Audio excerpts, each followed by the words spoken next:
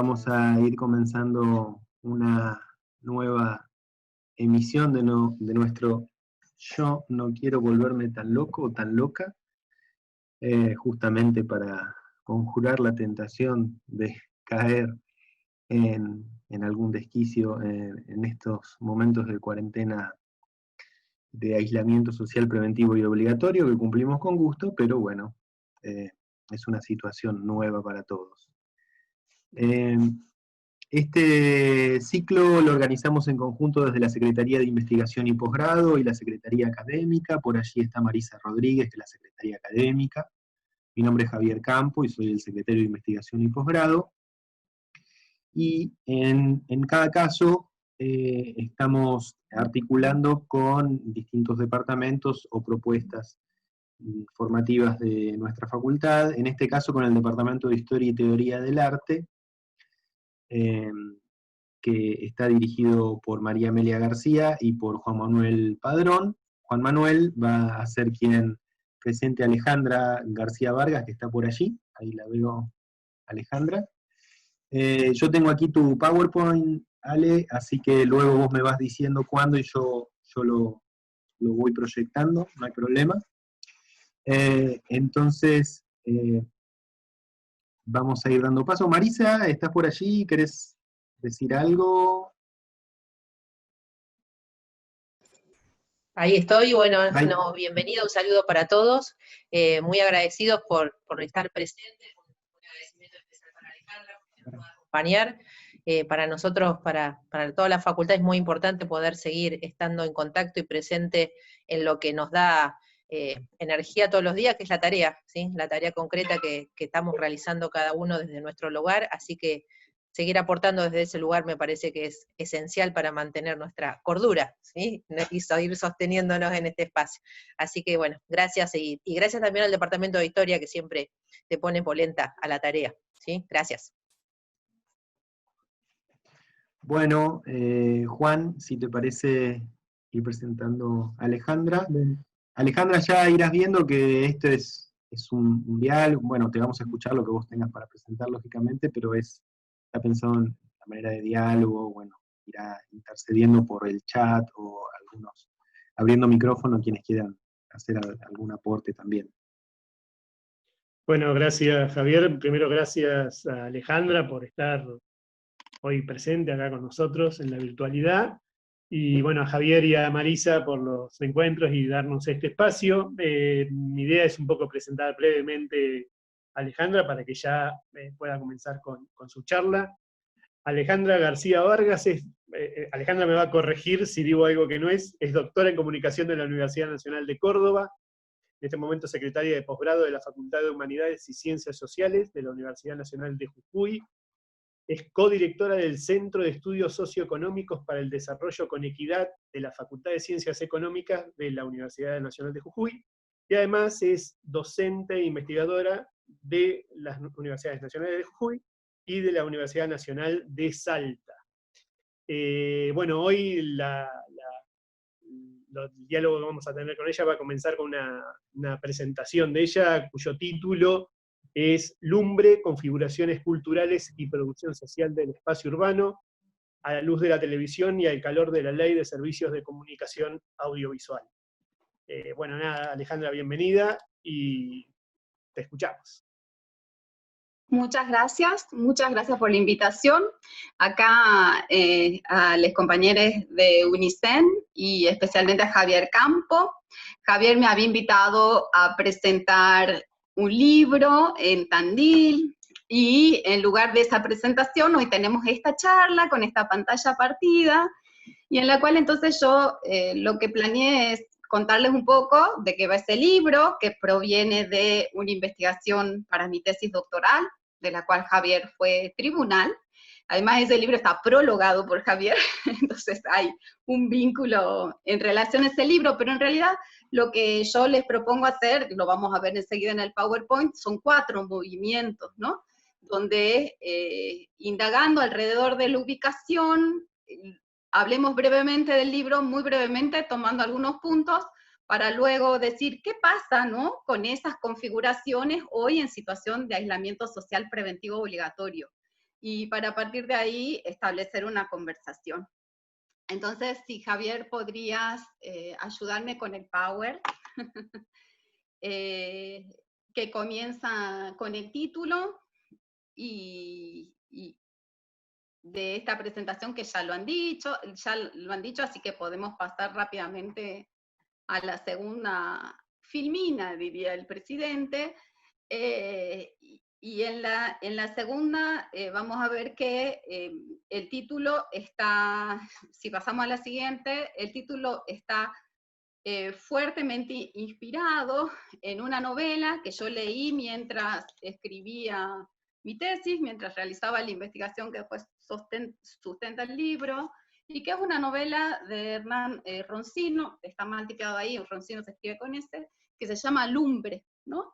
Y esa novela me resultó muy inspiradora, tanto por los puntos de confluencia con lo que allí se decía sobre la televisión y sobre qué significa la condición urbana cuando habitamos una ciudad que no es la gran ciudad argentina, que es Buenos Aires, que es además la ciudad privilegiadamente filmada y mostrada en términos audiovisuales, sino que habitamos otras experiencias urbanas, ¿no? Porque un poco el libro de Roncino indaga sobre eso, pero además indaga sobre la circulación general del audiovisual. Y ahí encuentro algunos puntos de distanciamiento con la novela de Roncino, que en general dice, por ejemplo, que los guionistas metropolitanos y las guionistas metropolitanas fusilan diariamente a las audiencias que se extienden a lo largo de todo un país, ¿no? Y en ese punto encuentro un distanciamiento, aunque, por ejemplo, esta frase, la frase de que cada pedazo de pared de esta ciudad lleva como una piel las huellas de mi historia, sí es un poco una historia en la que, una frase con la que tengo un acuerdo bastante grande. Bueno, la investigación, entonces ahora podemos seguir, y la investigación que se traslada a mi libro nace de una pregunta que podrían ser también descomprimida en varias preguntas, y que es una pregunta sobre la ubicación, ¿no? Entonces esa pregunta tan extensa dice, ¿qué significa estar ubicada en lugares particulares cuando ese lugar es una provincia argentina de frontera?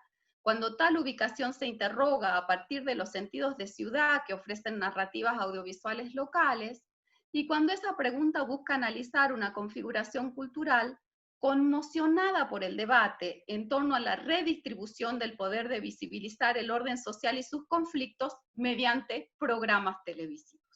Entonces yo un poco, en todo el libro lo que hago es tratar de dar unas respuestas a esas varias preguntas encadenadas que un poco inspiraron, ¿sí?, mi investigación. Entonces vamos a la siguiente.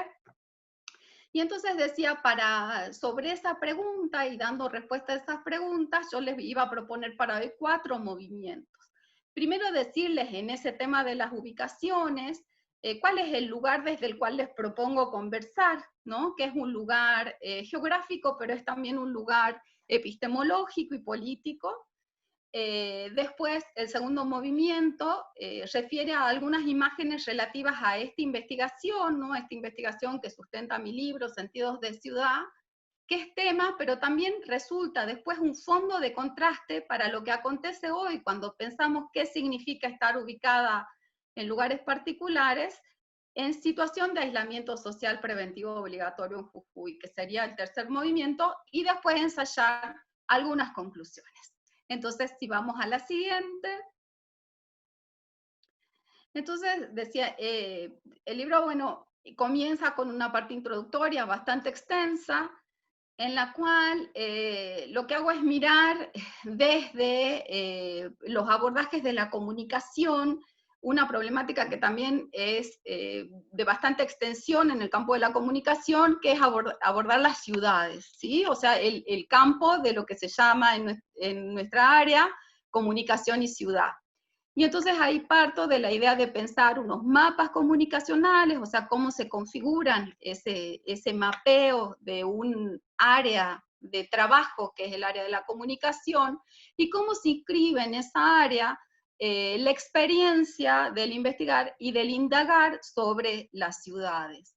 Y para ello, bueno, tomo como una frase señera, que es una frase de un gran referente del campo de la comunicación, que es Jesús Martín Barbero, que dice, cuando comienza el prólogo a su gran obra, ¿no?, de los medios a las mediaciones, lo que aquí llega lleva las huellas de un largo recorrido, porque yo encuentro que en esa frase Jesús Martín Barbero condensa muchas de las preocupaciones del campo de la comunicación, ¿sí? Un llegar al establecimiento relativo de un campo de indagación, como el campo de la comunicación social, pero en ese llevar las marcas, los indicios de un recorrido que va por distintas preocupaciones teóricas que vienen de distintas canteras teóricas.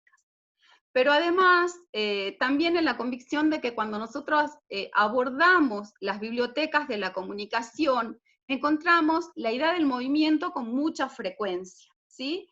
Hasta en los propios títulos de los que consideramos nuestros grandes clásicos, ¿no? Entonces, por ejemplo, Aníbal Ford nombra un libro bastante referenciado en los estudios de ciudades, Navegaciones, ¿sí? Martín Barbero pone de los medios a las mediaciones. Otros autores hablan de itinerarios de la modernidad. Entonces siempre hay un caminar, un deslizarse entre distintas áreas que son históricamente disciplinarizadas desde mucho antes de nuestra llegada, e ir tomando de esos caminos una parte, de esos recorridos, una parte de las categorías y las formas de pensar que nos acompañan. Entonces un poco hay un poco esa apuesta, y en ese recorrido hay hay una pequeña biblioteca sobre los estudios comunicacionales que van generando este campo de trabajo sobre los espacios cotidianos, ¿no?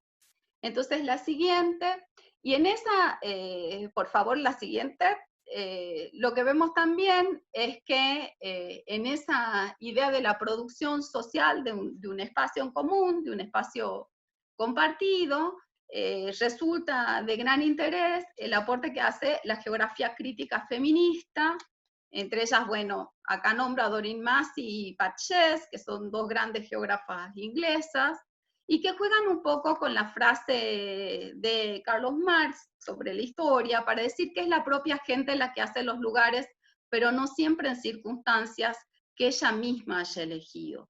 Y un poco en esa preocupación, en ese juego entre las posibilidades de constituir ciertos espacios en común, dentro de unos mapas ya sedimentados, previos, que van condicionando las posibilidades de acción, de reacción y de producción de significaciones, es que también se inscribe la indagación sobre la ciudad. La siguiente, por favor. Y entonces vamos ahora sí a este primer conjunto de imágenes que nos tendrían que acompañar a conversar, que tienen que ver con la ciudad de San Salvador de Jujuy, que es la ciudad en la que vivo, a la luz de la televisión y al calor de la Ley de Servicios de Comunicación Audiovisual. ¿Por qué? Porque la investigación que refiero, la siguiente por favor, se realizó con esta idea, ¿no?, de observar las geografías del poder, cómo hay un verdadero mapa del poder, ¿no?, en cada región que habitamos, y cómo se significan esas geografías y esos espacios a través de lo que yo llamo sentidos de ciudad, ¿sí?, que se componen a partir de la experiencia que tenemos de habitar determinado lugar y cómo las significamos, ¿no?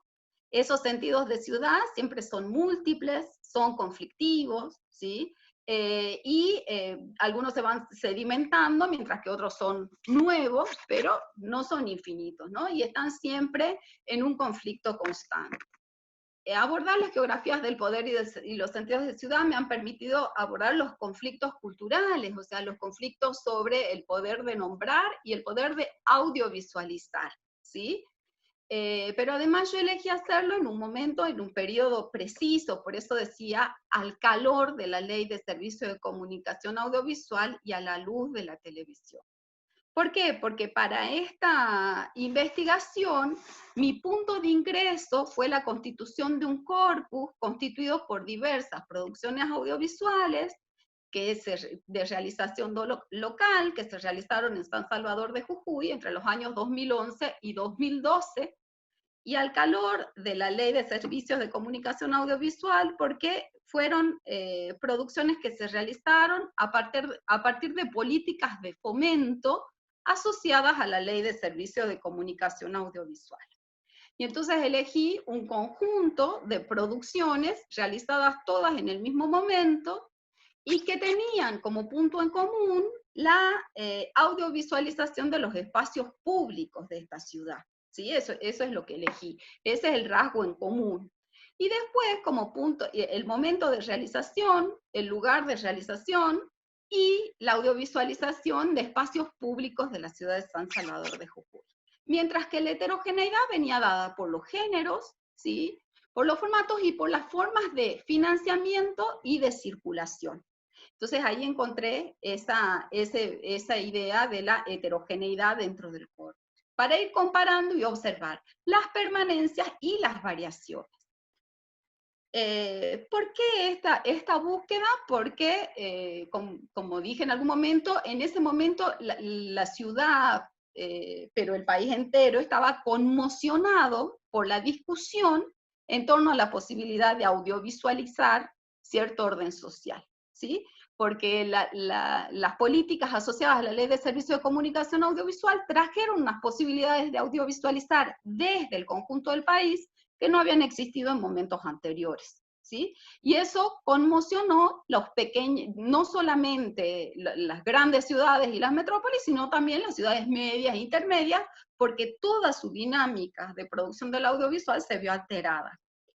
Entonces, cuando yo elijo ese conjunto de programas, elijo un magazine cultural que ya se venía difundiendo en la ciudad de San Salvador de Jujuy y que prestaba especial atención a los espacios públicos, y una serie documental producida con apoyo de INCA, una serie de ficción producida por INCA y un unitario documental. Entonces tengo una heterogeneidad de género, pero sin embargo, a la hora de hablar de los espacios públicos de San Salvador de Jujuy, se va a reiterar ciertos tópicos que después también, como veremos, se reiteran en el caso del aislamiento social preventivo obligatorio.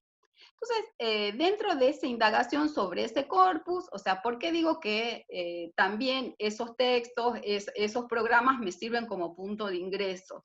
Porque a partir de ahí, lo que yo hago es hacer entrevistas a los productores y productoras de esos programas, o sea, buscando dar cuenta de la circulación, o sea, la circulación es para mí una pista epistémica, entonces tomo ese conjunto de producciones y las analizo, pero analizo también, hago entrevistas a los productores y productoras, y puedo abordar también a las audiencias de la TDA, que, bueno, entonces, al comparar, ¿sí?, las vibraciones entre todos los sentidos de ciudad, de esos conjuntos en distintos momentos del proceso comunicacional mediatizado, los distintos sentidos de ciudad que allí se producen, bueno, puedo realizar ciertas comparaciones que para mí son de interés, ¿sí? Entonces, voy ordenando esa serie de indagaciones en los puntos que acá señalo a la derecha, ¿no es cierto?, de la pantalla. Entonces hay un punto muy importante, hay un primer conjunto de apreciaciones que tiene que ver con la idea de producir cultura desde acá, ¿no? Lo que yo digo, producir cultura desde acá. ¿Qué significa producir cultura? En este caso, producir televisión desde un lugar como San Salvador de Jujuy, que es la capital de una provincia argentina de frontera, ¿sí?, y alejada en 1.600 kilómetros de nuestra gran ciudad mediatizada, que es la ciudad de Buenos Aires. Y lo que voy a ver ahí, que enseguida lo vamos a ver con un poco más de detalle, son distintas posiciones, ¿sí? Distintas posiciones en eso que yo llamo la ciudad mediatizada, tomando la categoría de Muñiz Sodré y Raquel Paiva, cuando explican que las ciudades mediatizadas son ese conjunto de tecnologías, de actores y actrices sociales y de producciones culturales que se dan localizadamente en cierto entorno urbano, ¿sí? Nuestra gran ciudad mediatizada en la Argentina es Buenos Aires, ¿no?, donde se produce la mayor cantidad de producciones culturales que circulan por el país. Pero sin embargo, las ciudades, por ejemplo, las capitales de provincia, pero también las ciudades intermedias, producen un audiovisual y tienen su propia lógica de actores y actrices sociales que intervienen en el debate público, que por ejemplo son convocadas a participar como jurados y, en situaciones de competencias culturales, que son consultados y consultadas a la hora de establecer ciertas leyes y normativas, entonces, que van participando en general de esa ciudad mediatizada. Después tomo como otro punto que tiene que ver con la audiovisualización del Estado, la patria y la nación en esos programas, porque resulta algo muy importante, o sea, nosotros tenemos un régimen federal de gobierno, entonces hay distintos niveles anidados de estatalidad en la experiencia de nuestra ciudad mediatizada, o sea, conversamos con la provincia, con la nación, y mucho más en la situación de cambio de la ley de servicios de comunicación audiovisual. Tenemos después un capítulo donde yo observo quiénes son los otros espaciales de la ciudad de San Salvador de Jujuy, y veo ahí el mundo andino, pero veo también la relación conflictiva con otras ciudades, y al mismo tiempo la configuración de regiones, la configuración de espacios aliados para la producción audiovisual. Después hablo de la topografía interna de esta ciudad, señalando que hay un sentido de ciudad con raíz, o sea, la idea de la ciudad como un enclave civilizatorio, y por otro lado, un sentido de ciudad trajinante, ¿no? Que es la ciudad de los márgenes, de los murmullos, de los peligros.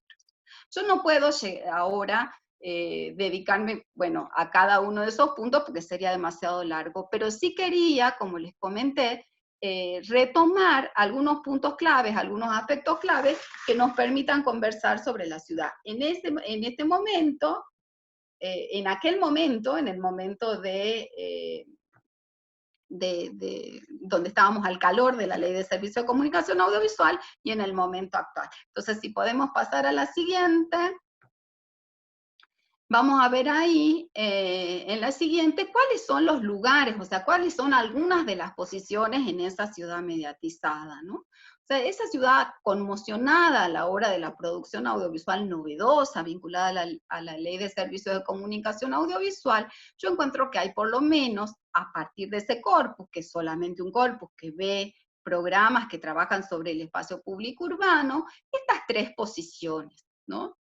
En el caso del magazine cultural, entrevisto a su conductor y realizador, y ese conductor me dice que el lugar de este magazine, que se llama Jujuy Profundo, es el de un búnker simbólico, con todo lo que esto significa, ¿no? Un búnker es una imagen vinculada a la guerra, ¿sí? Y es una guerra defensiva. Es una guerra defensiva de ciertas posiciones. Y allí hay plena conciencia de la defensa de esa posición, porque el búnker simbólico es el que habla, según su conductor, de la verdadera verdad histórica. Y a partir de esa rememoración y de esa idea de la verdadera verdad histórica, ese pasado va configurando activamente el presente y los lugares relativos de los actores de esa ciudad. ¿Sí? Entonces ese búnker simbólico, fíjense que, por ejemplo, se considera a sí mismo apolítico, en un momento muy politizado, porque estamos hablando de un momento central del kirchnerismo, concretamente, de la Ley de Servicios de Comunicación Audiovisual y todas las discusiones que suscitó en términos de capacidad de incidencia ideológica. Evidentemente la idea del búnker simbólico es la idea de una posición defensiva, una posición que además en general la idea del búnker es algo subterráneo, ¿no? Estamos muy protegidos y estamos en un lugar profundo, y me parece que es una gran manera de nombrarlo, que proviene de la propia entrevista. Algo que también es interesante en términos de cómo se considera a sí mismo esta persona, ¿no? Este referente de este programa cuando es entrevistado, es que se considera a sí mismo por fuera de la discusión política, que tiene un lugar ganado en términos de la discusión cultural, ¿sí?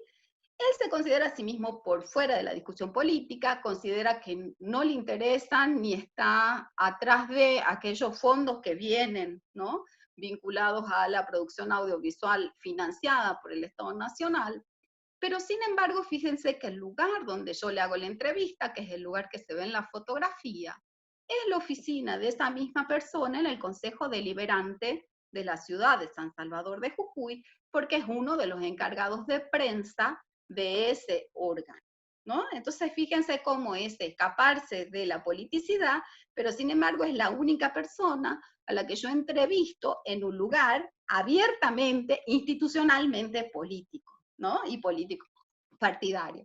Las fotografías no se llega a ver, pero en esos cuadros, están enmarcados páginas de diarios con sus referentes políticos o páginas, y después hay otras fotografías donde, por ejemplo, lo vemos al lado de Raúl Alfonsín, y en otros momentos, digamos, que hacen a su adscripción partidaria. Aunque él todo el tiempo dice que su posición en términos de la defensa de la cultura no es política. El otro conjunto, ¿no? Que aparece, o sea, la otra posición que aparece, es la posición de la producción cultural como refugio creativo, ¿sí? Todas estas son categorías que emergen de las propias entrevistas. La idea del refugio creativo es la posición del artista y la artista, ¿no? Entonces, yo tengo como los productores de la serie de ficción, se ven a sí mismos en términos de artistas, y también provocan y producen cierto distanciamiento y cierta petición de independencia política en términos de lo que se estaba disputando en torno a la Ley de Servicios de Comunicación Audiovisual y de los subsidios para la producción audiovisual. Entonces refieren a sí mismos como artistas, refieren a que tienen una distancia, ¿sí?, de los poderes políticos, del poder político clásico, digamos, de la cercanía partidaria. Entonces establecen como cierta distancia, se preocupan mucho por establecer esa distancia, les resulta muy importante establecer esa distancia, y su posición de artistas es en términos de un refugio frente a la maldad del mundo, diríamos, o la fealdad del mundo. El lugar es el lugar del refugio creativo. Y desde ese refugio creativo, por ejemplo, encuentran la esencia perdida en las tierras altas del norte, en la Quebrada, en la Puna, ¿sí? En una versión muy esencializada, muy idealizada de los pueblos indígenas y de las geografías paisajísticas provinciales, ¿no? Pero siempre deslindando también la adhesión política clara. Y finalmente después tengo, en el caso de las series documentales, la serie documental y el documental unitario, una posición que yo le llamo un barrio entre la intervención política y la comunicación popular. Este otro conjunto se refiere a sí mismo como trabajadores y trabajadoras de la cultura, y narran su posición como desde el lugar de la comunicación popular, como la conocemos, ¿no? Una comunicación popular que tiene una vinculación muy estrecha con el sindicalismo, con los movimientos de derechos humanos, con los movimientos sociales, y se reconoce a sí misma como una posición confluyente con todos estos otros actores para la lucha, ¿no? Acá también hay una idea de una lucha y la defensa de los intereses populares, ¿no? Tanto en el búnker como acá me aparece la idea de que hay ahí un territorio de disputa, ¿no? Y en este caso abiertamente politizado. Ahora, yo no sé si ven algo en común entre todas las fotos de estas tres posiciones. Si ven que además, evidentemente son posiciones muy diversas en términos de cómo se piensan a sí mismos al interior de una ciudad mediatizada, al interior de ese conjunto que produce imágenes sobre la ciudad, pero yo no sé si ven algo que les llame la atención. No sé si se pueden abrir los micrófonos, pero no sé si ven algo que les llame la atención o quizás no. Todos hombres. Sí, son todos varones, como dice ahí en el chat Sofía, ¿no? Son todos varones. El espacio de la producción audiovisual al momento de realización de esta investigación es un espacio masculino y heterosexual, ¿sí? Predominantemente. Porque, digamos, cuando yo comienzo a hacer entrevistas, entrevisto a directores, buscaba directoras, pero no había, produciendo siempre estamos hablando de audiovisuales que hablen de los espacios públicos urbanos, ¿no? O sea, podría haber en otros aspectos. Entonces, bueno, ahí lo que me encuentro es con que el campo de la producción audiovisual en Jujuy, en ese momento es un campo predominantemente masculino y heteronormado, ¿no? Eso es muy diferente en otros lugares muy cercanos como Salta, digamos, mi experiencia con el trabajo en Salta es muy diferente, ¿no? Salta quizá por la presencia de esa enorme referente que es Lucrecia Martel, es un lugar donde las directoras de cine y del audiovisual en general, de series y demás, tienen una mucha mayor incidencia que los varones, ¿no? Entonces es muy particular el campo en el caso de Jujuy. Entonces, yo lo que hice fue ampliar un poco la muestra e ir hacia las productoras, ¿sí? Para poder observar qué pasaba con el género, porque me estaba diciendo mucho sobre el género, sobre cómo se constituye el campo audiovisual en Jujuy, pero sin embargo, o sea, yo veía acá una dificultad. Entonces, si vemos la siguiente, por favor, lo que me devuelve el trabajo de campo es que, por ejemplo, en las instancias formativas, ¿sí? Las instancias formativas que acompañaban los procesos de realización del Inca, sí me aparecen, no solo en la foto, sino en el intercambio, una cantidad de mujeres audiovisualistas que sin embargo no ocupan los roles de directoras, guionistas, ¿sí? Sino que ocupan roles generalmente vinculados a la producción y roles subsidiarios, ¿sí? No son la productora general, sino una productora asociada, un asistente de producción y demás. Entonces ahí aparece una diferencia muy grande, pero que también hace a que esa ciudad, con esas posiciones tan diversas, sin embargo es homogéneamente patriarcal y heteronormativa, ¿sí? Lo cual no es idéntico en todos los sitios. Sin embargo, hacia el final del momento de campo, yo hago trabajo de campo desde el 2011 hasta el 2015, aparece en un festival de cine, porque también vi los festivales de cine, no tengo tiempo de reponer todo ahora, que se llama Ventana Andina, una convocatoria a las productoras locales que luego se van organizando, ¿sí? Hasta hoy, bueno, confluir en asociaciones específicas de mujeres audiovisualistas. Pero en el momento de realización de esta investigación no estaban aún organizadas y sí estaban ocupando posiciones más periféricas. Cuando entrevisto a una de estas mujeres, que es Paula Kushnir, que está allí, como productora de una de las series, aparece ahí como término de la identificación, no ya esas posiciones, digo, el barrio popular, la cuestión artística o el búnker simbólico, sino que la identificación aparece en términos generacionales, ¿sí? Y lo que aparece ahí es algo que también es de suma importancia, que es la idea de una generación federal. O sea, la idea de que hay una serie de audiovisualistas que comienzan su tarea, comienzan su realización profesional al calor de la Ley de Servicio de Comunicación Audiovisual, teniendo allí, después de haber estudiado en las múltiples escuelas de cine de distintos lugares del país, empiezan realizando, ¿sí? Y con la loca idea de vivir de su trabajo en el lugar donde elegían además vivir, que era muy lejos de Buenos Aires, ¿no?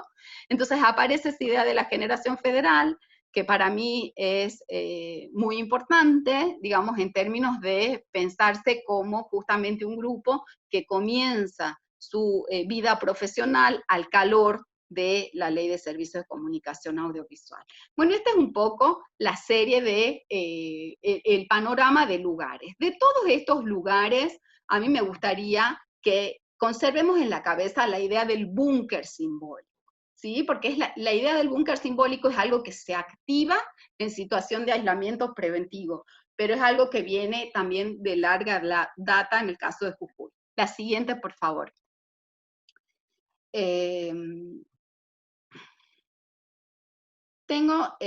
Entonces, aquí hay, bueno, un capítulo del libro que refiere a la aparición del Estado el pueblo y la nación, ¿no? En esos programas, porque siendo como es Jujuy una provincia de frontera, el tema de la nación es un tema de permanente debate, ¿sí? O sea, nuestra adscripción nacional siempre es refrendada en casi todos los discursos, porque implica un reclamo, ¿sí?, de pertenencia nacional en igualdad, más allá que también un reclamo por aquello que se considera que no nos dan, a pesar de ser parte de la nación argentina.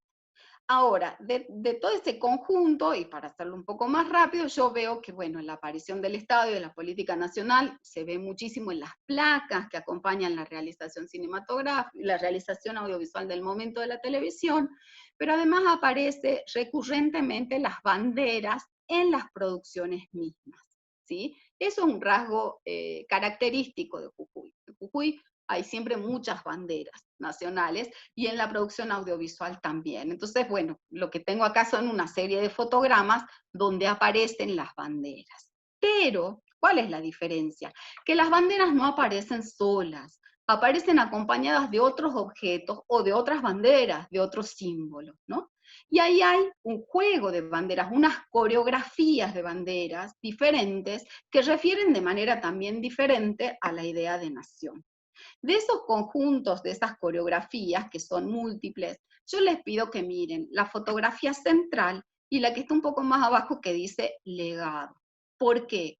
Porque en esa combinación hay una combinación de la bandera nacional, como la ven, y la segunda bandera es la bandera de Jujuy, que en realidad es la bandera de la libertad civil.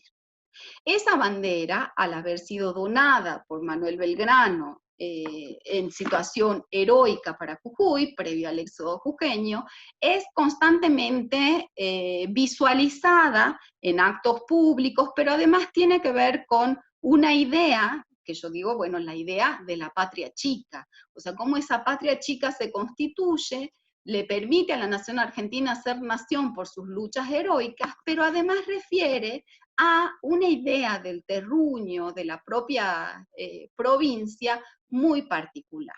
En el caso de la imagen del centro, bueno, vemos un desfile por el éxodo jujeño, que es una fiesta clave en el caso de Jujuy. Y en la otra, en la que dice el legado, hay una combinación entre la bandera nacional, la bandera de la libertad civil y una fotografía del obispo de la provincia de Jujuy, o sea, una imagen religiosa. En una combinación que lo que hace es ubicar, ¿sí?, esa patria chica en relación directa con una religión que es la religión católica, ¿sí?, con una historia que es la historia de las luchas de la independencia, y en general con el pueblo de la nación, con la nación argentina. En los otros casos, la bandera nacional hace otro juego, ¿no? En el caso de los trapos, la bandera nacional está vinculada con las banderas de los movimientos sociales, ¿sí?, en un momento de muchísima manifestación pública, como fue el kirchnerismo en general, y en particular en Jujuy. Sigamos, por favor, a la siguiente. De acá, entonces, recordemos la bandera de la libertad civil. Y acá, en cambio, bueno, son los otros espaciales de la ciudad, ¿no? Y entonces ahí vamos a ver que nuestra ciudad, la ciudad de San Salvador de Jujuy, es una ciudad que se contrapone al norte, ¿no? Entre comillas, el norte nuestro, nosotros estamos al norte de Tandil, pero nuestro norte es la quebrada de Humahuaca.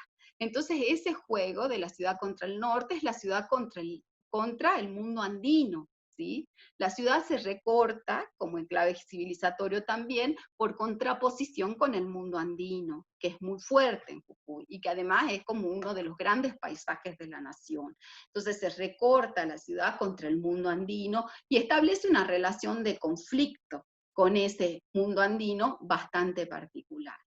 Después también, como se ve en el Festival de Cine, en la gráfica del Festival de Cine que acá se muestra, la ciudad puede aparecer también, como también lo dice una entrevistada, como la puerta de Latinoamérica, o sea, como una ciudad entre dos mundos, ¿sí? Entre un mundo, ¿no?, que es el mundo argentino, y otro que es Latinoamérica en general, pero además la Latinoamérica andina. Ese festival de cine se llama Ventana Andina, ¿sí? Y lo que hace es convocar producciones de todo el mundo andino. También es interesante pensar que en todas las significaciones sobre la ciudad alrededor de la idea de la puerta de Latinoamérica, que es también una categoría que emergen de entrevista, Latinoamérica queda fuera de la Argentina. O sea, Jujuy sería como un lugar de paso para salir a Latinoamérica, ¿no? Pero al mismo, ese lugar en medio de, ¿sí? Diría Baba, ese lugar intermedio la hace especialmente interesante para el análisis cultural, ¿no? Y para la audiovisualización. Los otros, al mismo tiempo que cuando nosotros vemos los otros espaciales, también vemos que hay otros espaciales que en realidad están en situación de confluencia de interés, ¿no?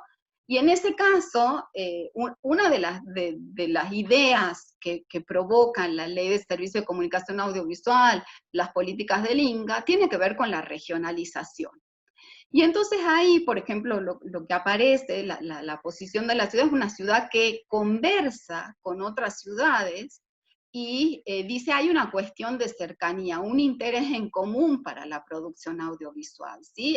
Estamos todos en la periferia, pero tenemos una cercanía, ¿sí? Entonces un poco las regiones del INCA son regiones que al mismo tiempo que regionalizan, toman la experiencia anterior de reunión regional de productores y productoras audiovisuales de una manera muy interesante, ¿no? O sea, fíjense que ya desde antes las reuniones, digamos, las uniones de productores y productoras eran regionalizantes, en general aluden a la región o al propio lugar para nombrarse, ¿no?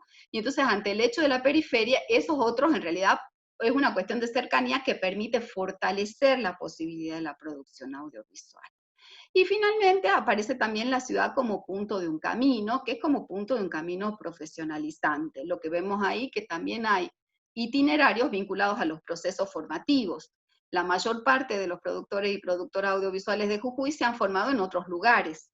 Por ejemplo, en la Universidad Nacional de Tucumán, en la Universidad Nacional de Córdoba, en la Universidad de Buenos Aires, ¿sí? O en distintos institutos que están en otros lugares de la Argentina. Entonces, un poco, la ciudad como punto de un camino aparece como un punto del trayecto profesional, pero al mismo tiempo cuando se la muestra la ciudad en el corpus, la ciudad aparece muchísimo en su carácter de punto, ¿sí? De escala en caminos más amplios, como en el fotograma que se muestra también, y con mucho tránsito permanente entre Latinoamérica y la Argentina, pero también entre distintas ciudades, ¿sí? Que van conformando su carácter de ciudad audiovisual con bastantes particularidades. Yo ahí hablo de relaciones profesionales con acento, ¿sí? Los grupos de audiovisualistas de Jujuy, en general, trabaron su primera relación en otro lugar y en el lugar formativo, ¿sí? Entonces, cuando después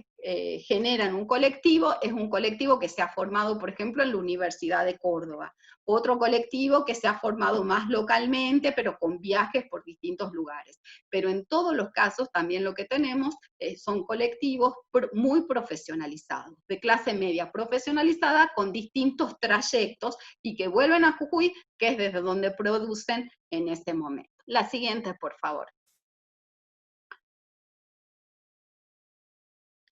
Bueno, cuando tenemos la idea de la ciudad como enclave civilizatorio, son numerosas las discusiones que se producen durante el tiempo del trabajo de campo, ¿no? Pero en general lo que podemos decir es eso, o sea, la ciudad se ve como un enclave civilizatorio contra el mundo andino, ¿sí? Y como un enclave civilizatorio contra cierto temor que sigue produciendo el mundo indígena para Jujuy, ¿sí? Con toda una versión en términos de disciplinamiento y normalización del mundo indígena que se ve siempre en situación de ruralidad y en las tierras altas, ¿sí? Mientras que en la ciudad las prácticas vinculadas al mundo indígena no se observan como prácticas claramente urbanas. Yo acá puse un conjunto de fotogramas que refieren a esa discusión. Una discusión muy fuerte fue la serie Éxodo, transmitida por el canal Encuentro, que produjo una enorme discusión local, porque el éxodo jujeño aparece como un gran hecho fundacional, ¿sí? De la patria chica y de la patria en general.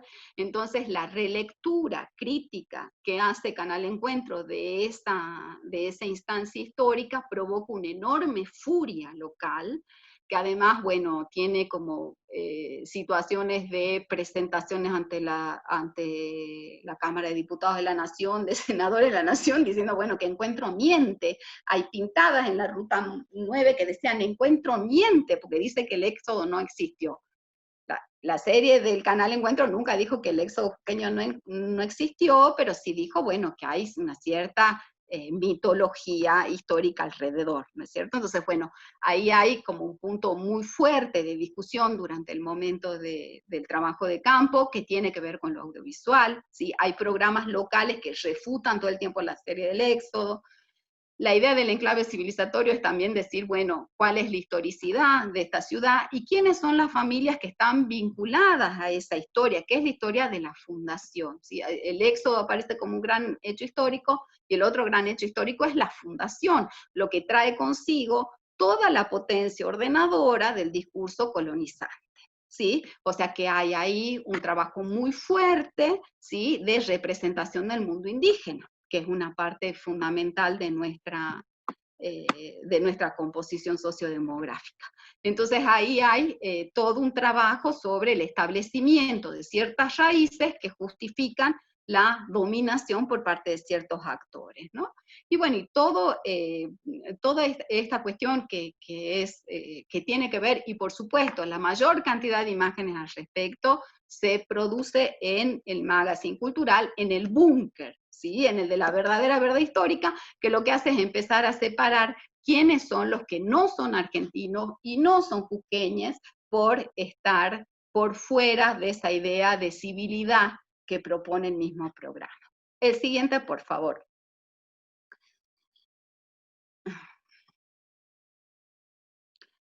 El siguiente ya sería como, digamos, yo empecé con una pregunta y acá un poco es contestar esta pregunta, o sea, ¿qué significa estar? No voy a hablar de la ciudad de los trajines porque, bueno, ya no tendríamos tiempo, pero la ciudad de los trajines se contrapone al enclave civilizatorio, porque de lo que habla la ciudad de los trajines es justamente de esa otra ciudad bullente, llena de gente abigarrada, que rodea todo el centro histórico de la ciudad y que lo que hace ahí es intercambiar en términos de feria, en términos de mercados populares, toda la riqueza que el mundo andino superpone a las formas de la globalización pobre, ¿no? O sea, de la civilización, digamos, de la globalización de los productos chinos y demás, que por supuesto hoy todo eso está clausurado por cuestiones obvias, pero bueno. Entonces, la ubicación importa, decía allí, sí, o sea, estar ubicada en lugares particulares importa, todo lo que me muestre este conjunto, digamos, de imágenes del corpus, de entrevistas, de lugares de las audiencias, es que la producción audiovisual y las discusiones de ese momento lo que hicieron fue cartografiar, urbanizar, edificar y ubicar, ¿sí? Se cartografió a la ciudad como enclave civilizatorio, se la puso digamos, se la contrastó con el mundo andino, pero también con las otras ciudades argentinas y con la propia Latinoamérica, ¿no? Se cartografió, se hizo un lugar, se estableció un mapa, ¿no? De los lugares que tendría que ocupar Jujuy en esos espacios más amplios, se urbanizó y se edificó, ¿sí? Porque el centro de la ciudad, que es el gran lugar del enclave civilizatorio, se patrimonializa y al mismo tiempo se marginaliza todo aquello que corresponde a la ciudad de los trajines, ¿no? Y en ese juego lo que se está haciendo es proponer unas instancias de urbanización, edificar, ¿sí? unos lugares de la memoria y unos lugares del presente que dan derecho hacia el futuro, y también ubicar, ¿sí? O sea, en todo este proceso, o sea, no ha habido tiempo como de ir hacia el detalle, pero en todo este proceso se va ubicando a los actores y actrices sociales, ¿sí? Entonces, por ejemplo, siempre hay una versión romantizada del mundo indígena, pero que también tiene un espacio específico, y es un espacio paisajístico, rural de tierras altas, ¿sí? Entonces, cuando hay un desplazamiento de las tierras altas, aparece como un otro incómodo, ¿no? Entonces, está bien si se queda en la ciudad de los trajines, no tiene que pasar al enclave civilizatorio del centro histórico y demás, Y entonces hay como una ubicación muy precisa de lo que se consideran los otros internos y también los otros externos, porque también se habla de los límites nacionales, ¿no? Y yo tomaba, digamos, como para una reflexión comparativa con la sedimentación de imágenes audiovisuales en el caso de Jujuy, un fotograma, que es el cuarto fotograma que está ahí, que es un fotograma de la película La Deuda Interna, ¿sí? Hay autores y autoras que dicen que La Deuda Interna es la primera película del nuevo cine argentino, ¿sí? Yo comparto esa visión, porque la verdad que La Deuda Interna comparte con el movimiento heterogéneo del nuevo cine argentino algunas cuestiones, como ir hacia una historia pequeña, relativamente pequeña, descentral del lugar de la gran ciudad, ¿sí? Y contar a partir de esta pequeña historia un gran mundo, ¿sí? Un gran mundo de la realidad nacional muy politizado, pero no abiertamente, no discutiendo como los grandes temas de otra filmografía argentina. Y fíjense que en ese fotograma, para las personas que somos mayores y hemos visto La Deuda Interna, Verónico, que es el personaje de La Deuda Interna, está ocupando el sillón principal del Salón de la Bandera. Entonces ese niño puneño que hace una pequeña recorrida por la ciudad, porque digo, en ese movimiento desde las tierras altas hacia la ciudad, está mostrando un poco, Verónico, dónde se ubica o se desubica el mundo indígena, ¿no? Y él toma el sillón principal del Salón de la Bandera y se sienta allí. Entonces ese fotograma para mí es maravilloso, ¿sí? Y es un fotograma que indica la presencia indígena, pero además de un niño de las tierras altas, en ese lugar que es el gran lugar, digamos, el lugar máximo de la patrimonialización en Jujuy, porque está frente a la plaza, en la Casa de Gobierno, en el Salón de la Bandera que tiene la bandera de la libertad civil, ¿no? Entonces él ocupa ahí un lugar, ¿sí? Que le permite a Pereira en ese momento de La Deuda Interna mostrar una desubicación o una nueva ubicación que tiene que ver con pensar, ¿sí? Que el máximo lugar también del poder político en Jujuy es ocupado por un niño que es indígena.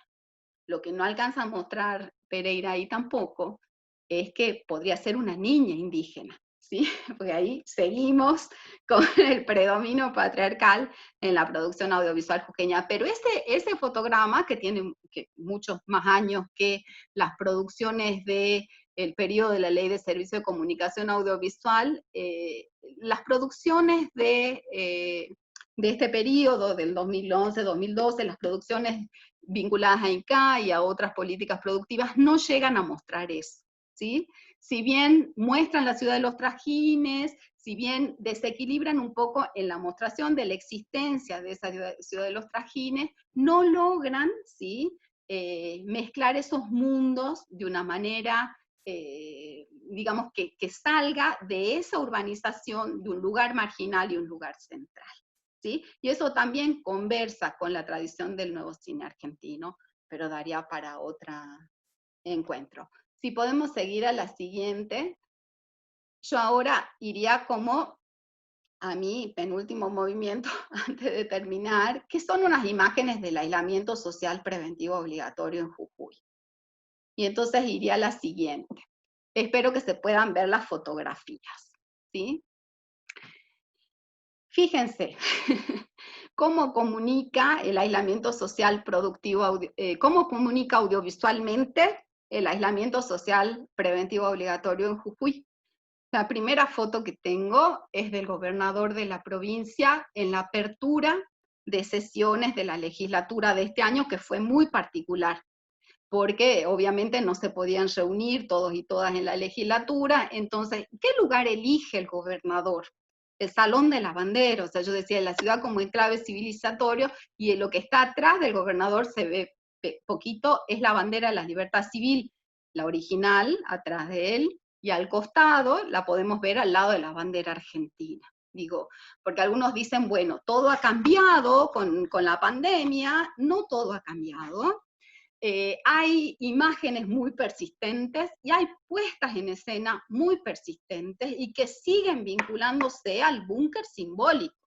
O sea, esa es la verdadera verdad histórica, ese es el núcleo fundante de la jujeñidad, y el gobernador Morales, que es muy hábil comunicacionalmente, elige ese lugar para la apertura de sesiones de un momento crítico. Y lo que tiene atrás es la bandera de la libertad civil, y al costado la bandera nacional y la bandera de la libertad civil, ¿sí?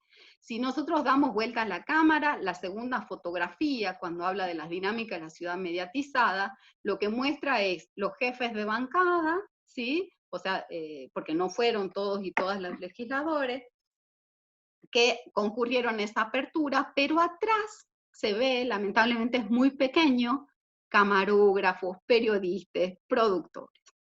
No se alcanza a ver, pero yo les aseguro que ¿qué pasa ahí? Son todos varones.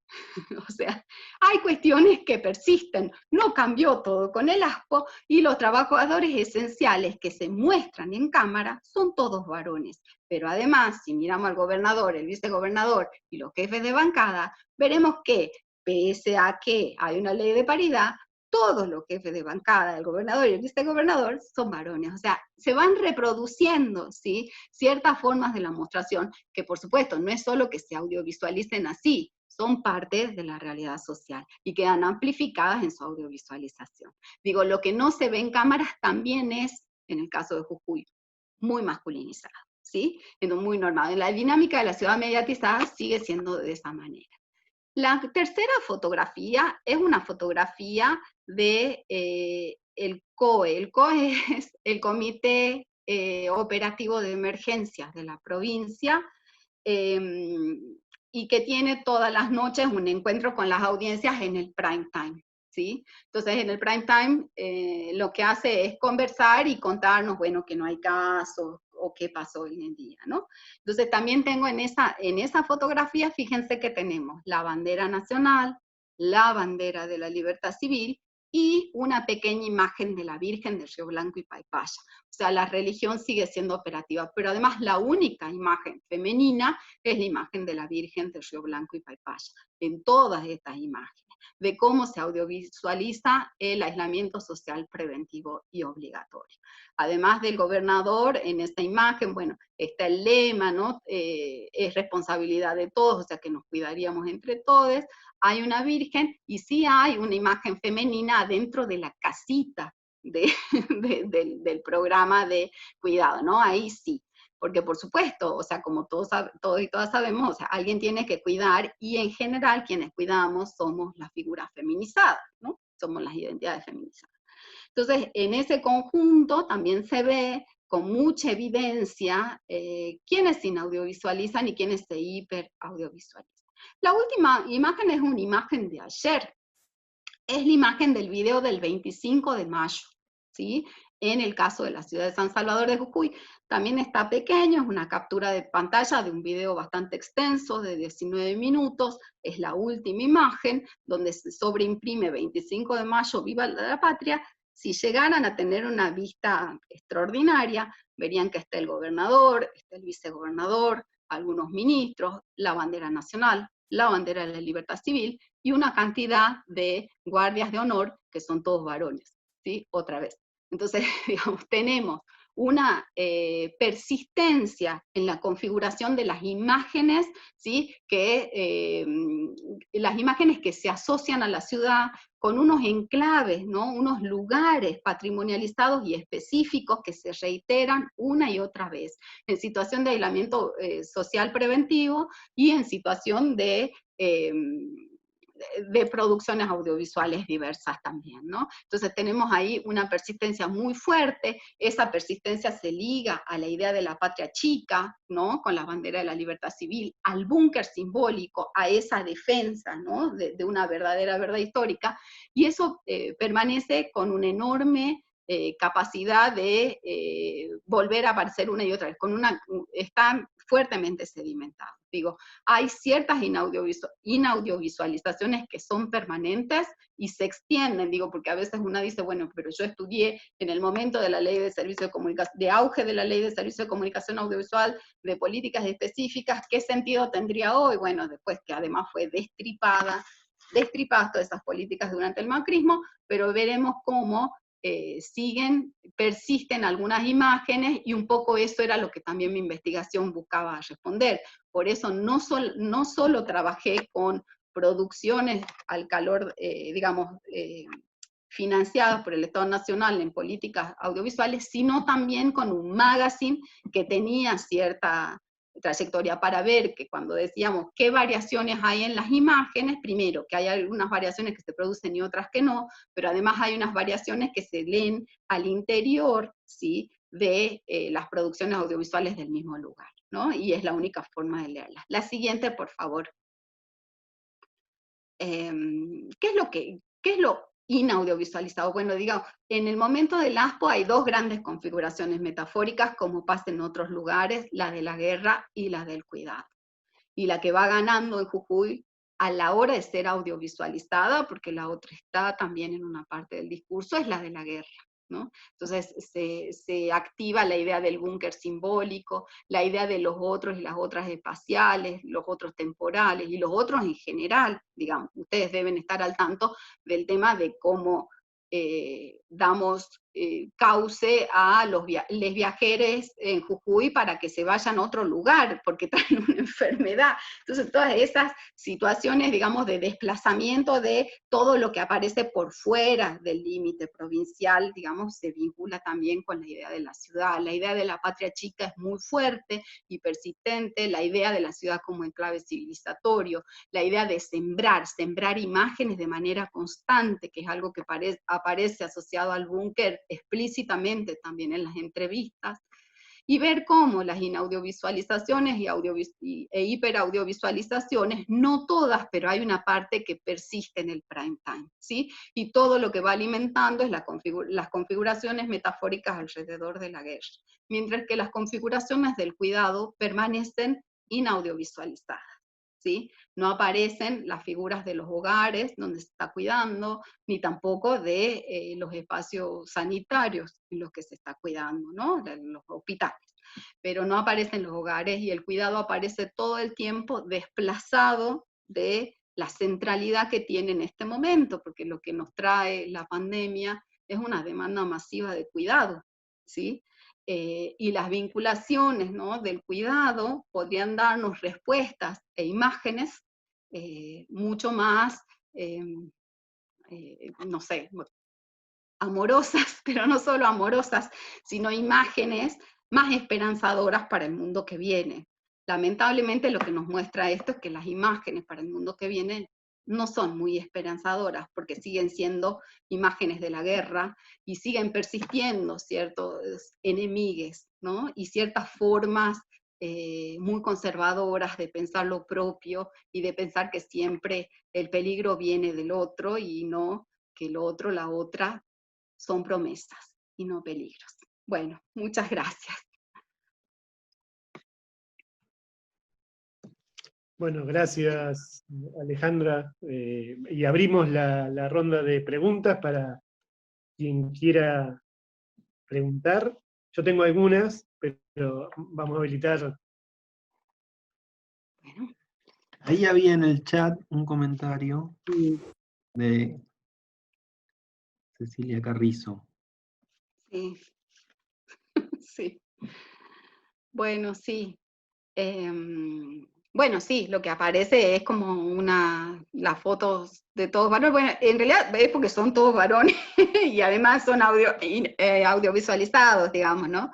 Pero bueno, hay algunas ministras y por supuesto hay personal de salud. A veces salen, o sea, el COE a veces lleva una médica o lleva una referente, pero es excepcional, es realmente excepcional.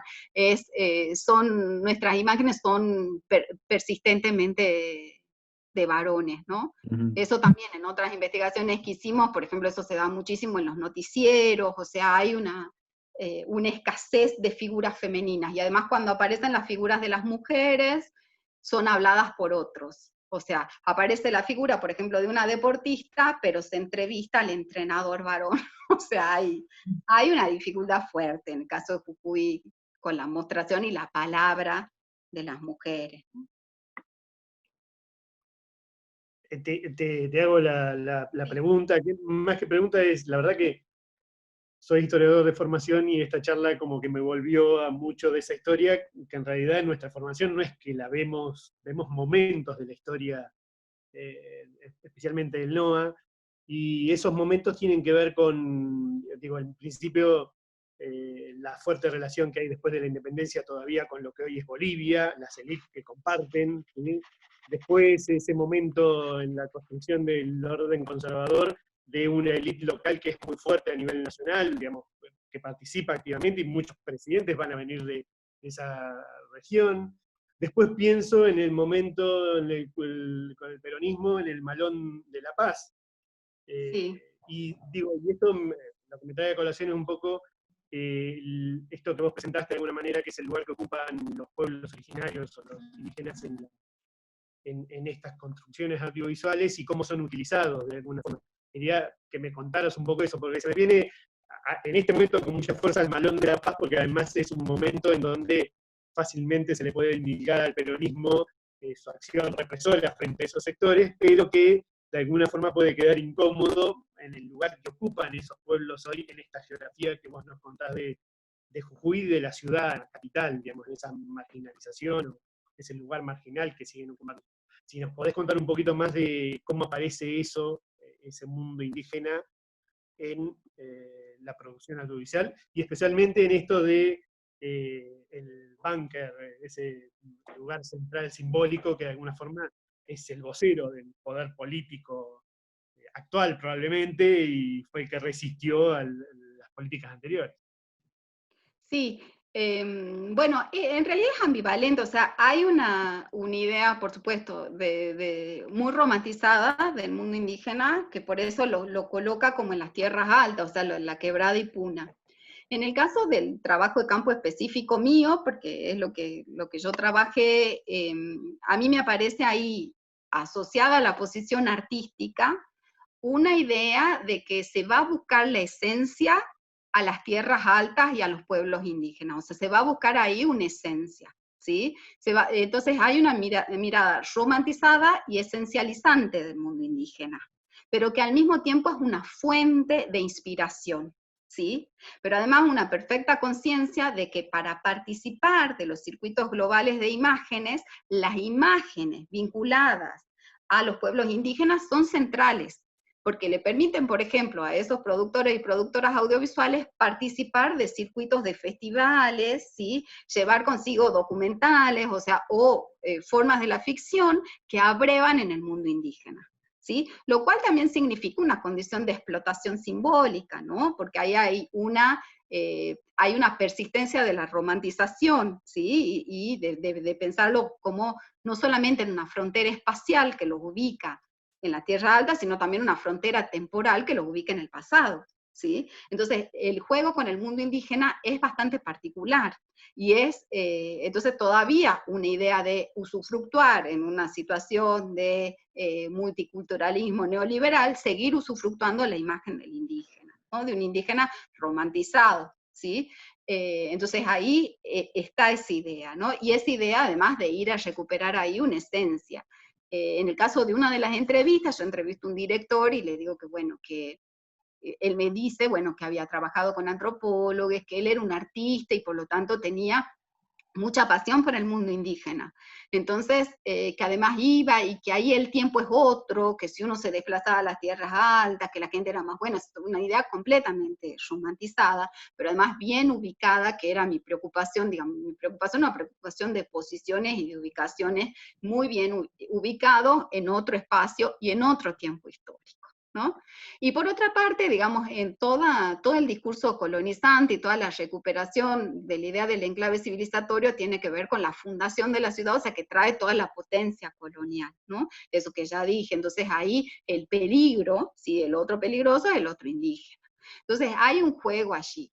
Y después un discurso muy paternalista, ¿sí? O sea, la idea de proteger a los indígenas porque deben ser protegidos o no deben ser alterados en su temporalidad particular, ¿no? Que sería otra, porque ellos es como si habitaran otro espacio y otro tiempo. Y cuando ese indígena se desplaza hacia la ciudad, incomoda o se marginaliza. Ahora, en la idea de la marginalidad, que es un poco en el caso de la serie de ficción que yo analicé, el personaje es un personaje que es un pasero de La Quiaca, o sea, una persona que vagallea en La Quiaca y que hace todo un tránsito, ¿sí?, por la Quebrada Humahuaca hasta llegar a la ciudad y después sigue hasta Tucumán.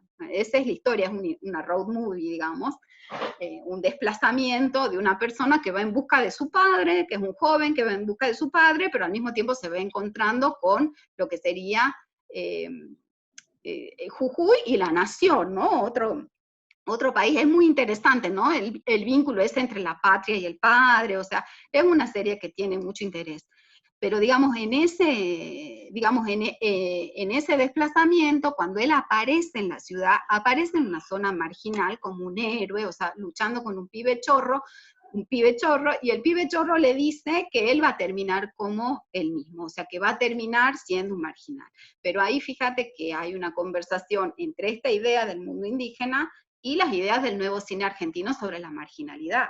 Entonces ahí hay una confluencia que termina siendo productiva en los términos locales, ¿no? De la marginalización urbana, o sea, ¿quién va a ser, ¿sí?, quien ocupa el lugar de una marginal urbano, o ese pibe chorro, digamos, que es tal cual el personaje en la serie, va a ser lo que le dice el pibe chorro al muchacho que viene de La Quiaca, es vos vas a terminar como yo, o sea, le está diciendo que su lugar es un lugar de desplazamiento o de marginación.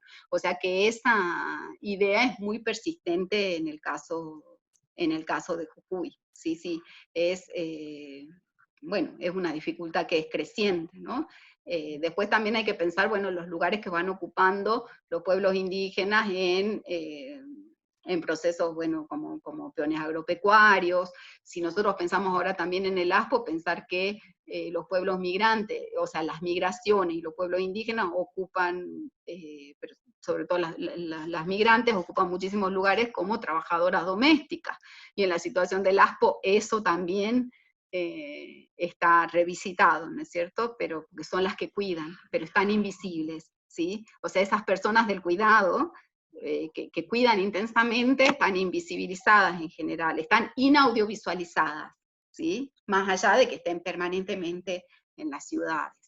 Pero bueno, ahí hay todo un juego bastante interesante. Y además, bueno, la vinculación del mundo indígena con las tierras altas, por ejemplo, hasta el día de hoy, se pueden ver avisos donde se pide, se busca chica, o se busca mujer, o se busca empleada del norte, ¿sí? Con ese del norte, lo que están diciendo es que provengan de las tierras altas, o sea, con una asociación geográfica, una ubicación que al mismo tiempo la vincula con la descripción indígena.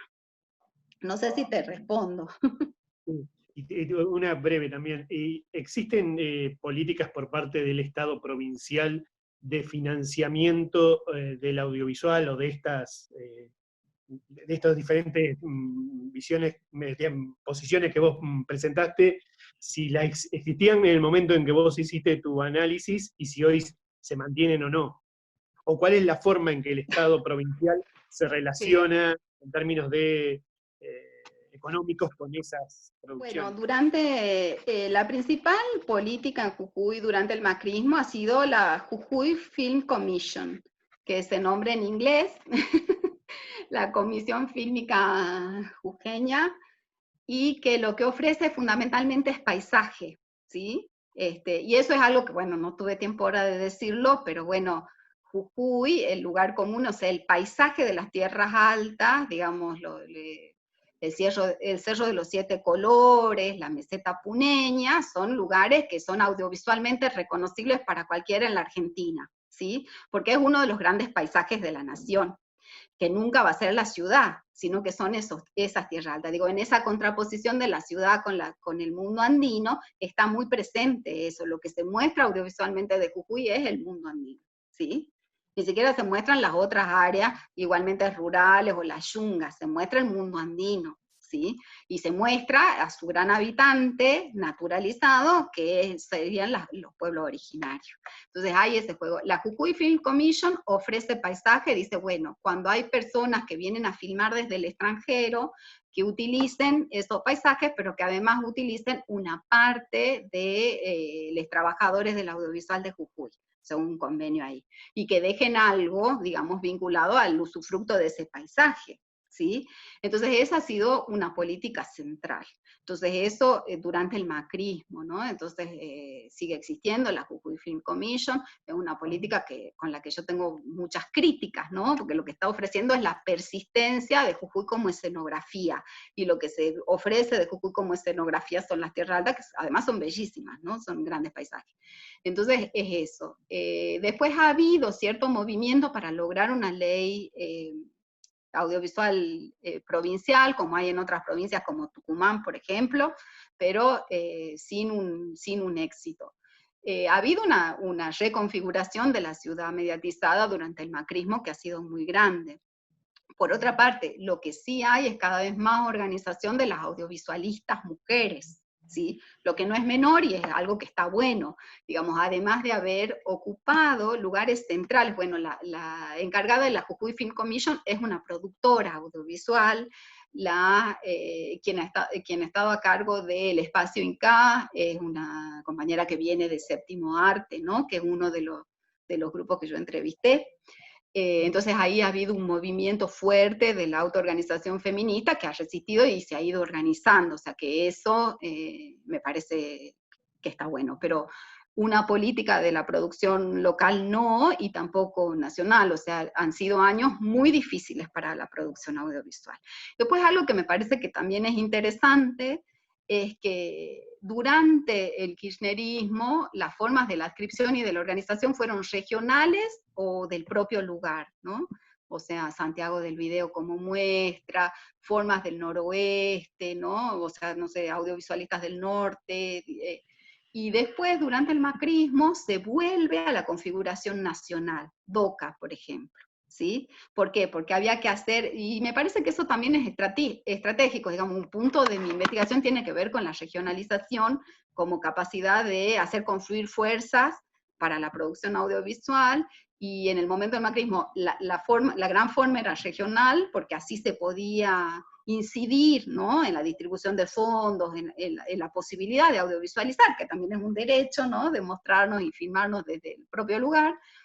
Y después durante el macrismo yo veo que vuelven las configuraciones nacionales porque era necesario interpelar en general, ya no desde la percepción regional o desde los derechos de la propia región, sino de una manera más nacional. Y en lo local han sido años muy difíciles, muy difíciles. Aprovechando esto que volvés al presente y a lo local, te quería preguntar, bueno, más allá de tu trabajo de tesis y del libro, por tu experiencia como activista por la ley y tu militancia al respecto, bueno, no cuál es tu balance de los años del macrismo, porque bueno, ya has dicho varias cosas, sino, bueno, cómo ves el presente y lo que vendrá, ¿no? Sí, no te pido que te transformes en Nostradamus, pero ¿qué reflexión te merece, bueno, este nuevo gobierno en pos de, bueno, reflotar algunas de las cuestiones que han quedado a un costado de la ley, o la generación de nuevas políticas? Sí, bueno, igual también no es solo un nuevo gobierno, sino que es una nueva situación vinculada a la pandemia, o sea, es como muy difícil de pensar un futuro desde lo que hoy nos ocurre, ¿no? Mi balance del macrismo, bueno, no hubo tiempo tampoco de mostrar todo porque ya se hacía muy largo, pero en el macrismo mi sensación fue, lo que se produjo, la síntesis sería no disponible. O sea, durante el macrismo todo estuvo no disponible, o sea, se sacó de disponibilidad lo que estaba online. Las producciones del Inca, las producciones que se hicieron con fomento, estaban online y se sacaron, lo cual es toda una decisión política, ¿no? Porque una cosa es decir no producimos más y otra cosa es decir la saco. Eso que se produjo en un momento lo saco. O sea, lo que estaba vinculado a Encuentro, lo saco. saco el logotipo de encuentro, que eran 3 trazos de tiza, y pongo un logotipo nuevo gamado, ¿sí? O sea, todas esas fueron políticas muy específicas que impactaron directamente en la producción del audiovisual en todas las regiones. Y lo que dejó de estar disponible fueron, entre otras cosas, esas producciones regionales. ¿Sí? Entonces eso me parece que habla claramente de un deseo de silenciar, de callar, de invisibilizar algo que se había hecho. Y eso me parece que, bueno, amerita todo un análisis, ¿no? Es eso, esa idea del no disponible. Ya no es, estas imágenes y estos sonidos no están más disponibles. Como yo también analicé un festival de cine, que es el Festival de Cine de las Alturas, también vi cómo se mostraba la ciudad. La ciudad en el Festival de Cine, durante el kirchnerismo, aparecían las ciudades en el día a día, las ciudades andinas muy en la calle, ¿no? Muy el espacio público. Y después empezó a aparecer, también es una cuestión tecnológica por los drones, la ciudad desde el cielo y vacía, otra vez la ciudad vacía, ¿no? Y San Salvador aparecía la plaza, la casa de gobierno, vacía, o sea, filmada a la madrugada cuando todavía no hay nadie, porque es una ciudad llena de gente cuando no hay aspo. Entonces, ahí hubo toda. En las imágenes es volver a una ciudad vacía y patrimonializada. Claro, Eso porque está quieta y muda. Quieta, muda y demás. No tan muda, porque lo único que persistió es en el audiovisual la música. La música, yo decía, bueno, la música será nuestra esperanza, porque las formas, digamos, de producciones musicales muy interesantes que combinan lo andino con lo urbano, eso persistió, ¿sí? O sea, en la música persistió algo de ese cambio muy grande que hubo en el audiovisual local a partir de las políticas del kirchnerismo, solo en eso. Pero la imagen fue una imagen de ciudades vacías, y de la ciudad construida, la ciudad edificada, pero vacía, ¿sí? Como si la gente molestara. Entonces eso a nivel de la imagen. A nivel de la política, no disponible. Sacar de disponibilidad todo aquello que se había producido y dejar de producir, ¿sí? Localmente. Ofrecer otra vez el paisaje, y el paisaje del norte. Volver a ocupar el lugar que nos toca, que es el lugar de ser un espacio bellísimo, del mapa nacional, pero un espacio vinculado a lo rural, porque el espacio andino además aparece vacío, o sea, no vacío, aparece sin gente, ¿sí? Aparece como eso, como un paisaje, como un fondo, ¿sí? Vacío, porque justamente la presencia indígena, la presencia de las personas de las tierras altas, altera, ¿sí? Altera, es algo difícil de interpretar si no están vestidos con textiles andinos, ¿sí? Como estaban vestidos en otro momento histórico. Entonces ahí hay, yo creo que ahí ha habido toda una serie de variaciones a nivel de lo que se audiovisualizó y a nivel de las políticas muy fuerte. Yo lo que espero, o sea, para este momento histórico, después de la es, sí, por supuesto, políticas que se vinculen a la producción regional, digamos, porque hay, primero que hay, o sea, como lo puede mostrar cualquier investigación, hay personas que están formadas para producir audiovisual, que desean hacerlo y que lo hacen muy bien, y que además el hecho de podernos mirar también muestra, ¿no?, ciertas características que son específicas. Yo creo que eso es importante. Después hay otra situación también,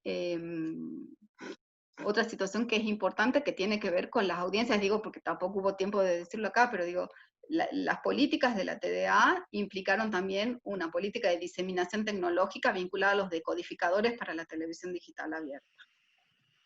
Por supuesto que se dijo en ese momento y se reiteró que bueno, que para qué, ¿no? Un poco igual que el conectar, y resulta que en este momento vemos lo importante que es la televisión, y lo importante que era tener esos decodificadores, ¿no? Porque esos decodificadores permitían una serie de cuestiones que, por ejemplo, hubieran acercado la televisión educativa a familias que de otra manera no pueden acceder, ¿sí? Entonces, también en términos de audiencias, me parece que es muy importante poner un foco ahí, y no solo en eso que siempre decimos desde las carreras de la comunicación que tiene que ver con educar a las audiencias, sino escucharlas a las audiencias, y además pensar en las políticas estas de diseminación tecnológica, y cómo se van redistribuyendo con mayor equidad. Entonces me parece que hay varias cuestiones que el ASPO además nos hace pensar, ¿no? En términos de audiencia, en términos de televisión educativa, digo, no es exactamente el foco de mi trabajo, pero la televisión educativa fue un enorme logro durante el kirchnerismo. Digo, Encuentro, bueno, por supuesto que no era para todas las audiencias, que mucha gente se aburría con Encuentro, digamos, los sectores populares, pero sin embargo a nivel de televisión educativa fue un tremendo logro, y es una pena haberlo perdido. Sí, y de calidad, porque a veces uno habla de televisión educativa y sí, se imagina un tablón y una persona hablando a cámara como de escuela técnica, digamos, ¿no? totalmente. No encuentro nada que ver con eso, una calidad terrible. Por eso, entonces todo eso nos deja como algo. Por otra parte, ¿qué es lo que sí quedó? O sea, después de las políticas del kirchnerismo, la gente se preparó porque todas las políticas venían vinculadas a clínicas que fueron fundamentales para estos productores y productoras, se formaron, y además muchos se equiparon. ¿Sí? Por más que las políticas decían no es para equipamiento, son salarios o son otros gastos, las pequeñas productoras se equiparon, entonces quedaron mucho mejor equipadas y mucho más preparadas, ¿sí? Entonces yo sí espero que haya políticas, ¿sí? Yo creo que tiene que haber políticas de fomento al audiovisual. Por otra parte, aprender también, porque digo, si vos tenés una política de fomento y no te das cuenta que seguís fomentando la producción solo de varones heterosexuales urbanos, ahí hay un problema. ¿Sí? Hay un montón de gente que no produjo, y cuando la política es una política de fomento, vos rápidamente, digamos, por supuesto que no es la gran meta del feminismo, un cupo, pero vos podés decir, bueno, señores, a ver, hay para producir 5 programas en esta provincia, 2 lo tienen que hacer mujeres. ¿Sí? O 1 lo tiene que hacer una directore que se autopercibe indígena, ¿sí? Entonces esas cuestiones que se descuidaron un poco, que se descuidaron completamente, digamos, también se tienen que tener en cuenta, que por ahí no es como la gran maravilla, por supuesto un CUP, una acción afirmativa, no es el fin último, el fin último tiene que ver con otras concepciones de la diversidad y de la igualdad, pero digo, con una política de fomento es mucho más fácil de construir, porque evidentemente el mercado eso no lo va a hacer. El mercado lo que le interesa es rápidamente ganar dinero, no que más personas y más diversidades participen de la producción del audiovisual. No, claro. Ahí, Alejandra, hay dos en el chat, hay dos, Ana que tira una, Ana Silva que tira una idea interesante, si querés plantearlo, y Eugenio Iturralde, más conceptual. Sí, en el caso de Ana, sí, por supuesto, o sea, la apropiación de la plusvalía étnica es totalmente así, digamos, o sea, ahí hay una cuestión de aprovechamiento muy fuerte. A mí también me gusta cómo lo indica y cómo lo piensa Silvia Rivera Cusicanqui, ¿no? Silvia Rivera Cusicanqui justamente cuando habla de las formas de la mostración del indígena en Bolivia, me parece que se acerca. Por supuesto que hay una diferencia fuerte de marco nacional, pero sin embargo esa idea de un mundo abigarrado, digamos, las formas de nuestra urbanidad en Jujuy tienen mucho que ver con el mundo indígena, ¿no? O sea, yo tomo ahí, por ejemplo, la idea de una ciudad trajinante, que la tomo de Eduardo Kingman Garcés, que la trabaja con Quito, pensando en esa mezcla que se da a partir de la década de 1940 en Quito, con la transición, digamos, el movimiento del mundo indígena desde las áreas rurales hacia las urbanas, y todo lo que eso implica a nivel del mercado, por las comidas y demás. Pero está la idea de la plusvalía étnica es muy fuerte en el caso de los audiovisualistas, porque incluso audiovisualistas independientes, digamos que se consideran a sí mismos artísticos, están buscando, ¿sí?, audiovisualizar esas prácticas, porque se dan cuenta, en un momento en entrevista me dicen, porque es lo que el turista viene a ver. Y yo también digo, bueno, lo que el turista viene a ver, pero también lo que aquel que enciende la televisión y busca un programa de Jujuy, busca ver también, porque es reconfirmar, ¿sí?, el lugar, ¿sí?, que se nos otorga en la paisajística nacional, ¿sí? sin problematizarla, ¿no? Por otra parte, estar en ese lugar o estar en la ciudad también tiene que ver con las condiciones de vida. Digo, la ubicación, ¿sí?, abre y cierra posibilidades, ¿sí?, de vida, de estudios, de derechos, muy diversas, ¿sí?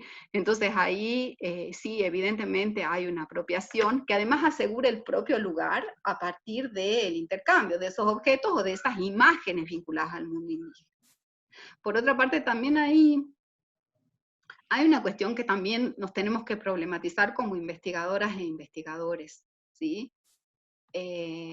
Porque eso también tiene que ver con los lugares que tenemos quienes investigamos en las regiones con una fuerte presencia de población indígena. Entonces ahí hay unos puntos en común, ¿no?, con quienes realizan audiovisual y quienes investigamos en esas áreas, ¿no? ¿Qué es lo que nos permite ingresar a los circuitos nacionales e internacionales? Y en general, yo siendo de Jujuy, o sea, hay ahí una petición de hablar del mundo indígena. Por supuesto que se puede hacer de manera más crítica, pero también hay que ser muy cuidadosas y muy reflexivas en lo que hacemos en eso, ¿no? Porque ahí hay un deslizamiento entre los productores y productoras audiovisuales y las personas que investigamos, sobre todo si investigamos sobre el audiovisual, tenemos una cercanía, digo, como parte del proceso de investigación yo también veo, digamos, una cercanía muy grande de clase, sobre todo, con los productores y productoras audiovisuales, o sea, son personas profesionalizadas, de clases medias, que viven en ciertas áreas de la ciudad, que trabajan en el centro de la ciudad, cerca de la facultad, algunos incluso trabajan en la misma facultad, además de ser productores y productoras audiovisuales, o sea, hay unas ciertas homologías que son muy fuertes, y que no se dan, por ejemplo, con las audiencias de la TDA, que recibieron los decodificadores, y que yo misma en el trabajo de campo me tenía que desplazar mucho tiempo para ir a hacer esas entrevistas, o sea, ahí hay algo sobre lo que hay que ser muy vigilante, ¿no?, que tiene que ver con la propia posición relativamente privilegiada, ¿no? Y después sobre lo inaudiovisualizado, sí, o sea, yo trabajo sobre lo hiperaudiovisualizado y lo inaudiovisualizado en el caso de Jujuy. Bien. No sé si hay alguna otra consulta, alguna pregunta para Alejandra. A mí me sigue pareciendo muy interesante cómo volvés productivo la cuestión del búnker simbólico, ¿no? Y cómo seguís hablando con pasión cuando te referís a todas las ideas que resume este concepto, y bueno, refiriéndote también al trabajo cultural de este señor, ¿no? Eh, eh, yo soy curioso y te pregunto, ¿todavía se sigue haciendo ese programa? No. Vos sabés que murió este año, Mira. a fines del año pasado, el conductor de ese programa, sí, pero, o sea, siguió sosteniendo su búnker hasta el último momento, con expresiones públicas muy fuertes, ¿no? En distintas marchas y demás. Pero la idea esa del búnker simbólico, que sale de una entrevista, a mí me pareció que resumía también, digo, porque no había nada ahí oculto, ¿sí? Hay una construcción y hay nada, o sea, se menciona como lo que es, nada más tenemos que ver a qué refiere ese búnker simbólico, ¿no? Y él se consideró así un guardián de la verdadera verdad histórica, con todo lo que eso significa, y persistió hasta sus últimos días con esa idea. La Incluso figura... tuvo, ¿cómo? No, perdón, querías decir algo. No, que incluso estuvo durante un tiempo como director de radio municipal. Pero ahí también, después de un conflicto con algunas periodistas, sobre todo, bueno, un conflicto que se evidenció a través de la defensa de la legalización del aborto, bueno, hubo un conflicto más fuerte y después dejó de ser director de radio municipal. No, digo, la figura me parece muy, muy interesante, que en este caso es este señor y en otros lugares son otros, ¿no? Siempre señores, digamos, ¿no? Es muy interesante porque creo que esto yo te lo he dicho, podés verla replicada en distintos lugares, en distintas ciudades, ¿no? Y es como la defensa de la tradición, ¿no? De los símbolos propios del lugar y de la historia del lugar, ¿no? Todavía se puede ver en algunos lugares placa en la calle historiador local, ¿no? ¿Mm? Sí. Fulano, historiador local, digamos, ¿no? Y tenés que ir a hablar con fulano, ¿no? No sé si alguno de los compañeros, compañeras que están en Tandil me quiere sumar algo a esto, pero No, Juan no se vamos a dar ríe. nombres, pero los hay, sí. Sí, claro. Bueno, por lo que resume en definitiva, ¿no? Sí.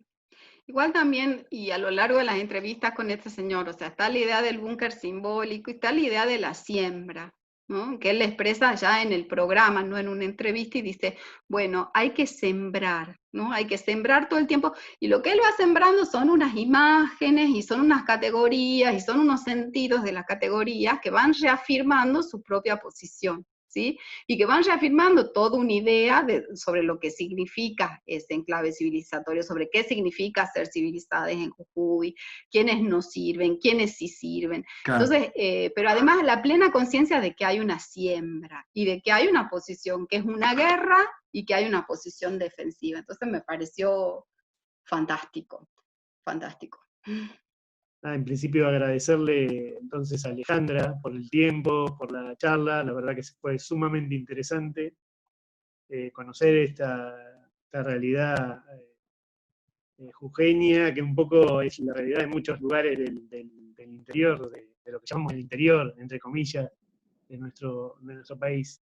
Nada, gracias Alejandra, y bueno, Javier, no sé si vos querés ir cerrando. Bueno, no, también agradecerte, Alejandra, desde ya, muchas gracias. Ojalá dentro de poco te tengamos por aquí, cuál era la idea inicial.